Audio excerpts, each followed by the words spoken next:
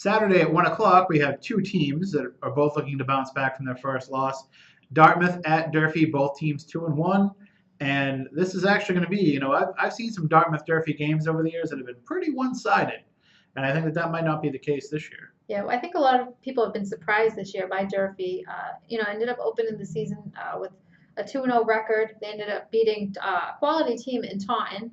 And then this past week, they lost to Bishop Stang in a game that, really was a Matt Golden special. He had 3 rushing touchdowns. A golden day? Yes, the golden day. I think that was our exact headline. Was it? Really? Yeah, something like that. You think I'd read the paper or something? Yeah. I know that. And over 100 rushing yards. So they really didn't have an answer for Matt in that game. That was his first start of the year at quarterback after having the injury.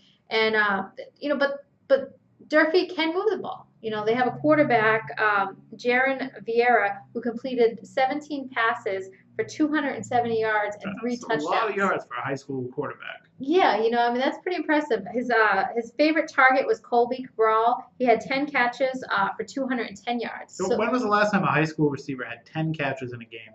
And it's funny because talking to Rick White last week previewing the Pontiac game, we were talking about, throwing the ball, and he said, it's really hard to throw the ball at the high school level. He's like, a lot of people don't realize how hard it is. And he said, my coach, when he was playing it back in the day, he said, he used to tell us when you throw the ball, 3 things can happen and 2 of them are bad. So it's really, and when you think about it, really, that is true. So, I know this past week, Dartmouth, they ended up starting Blaine Almeida at quarterback instead of Matt Boparlin, and I think most people think Blaine's got the strong arm, and he did have a pretty strong performance, but the only time he scored was on a rushing touchdown, and he was filling in for Matt because Matt had hurt his ankle, I guess, when they had the bye week.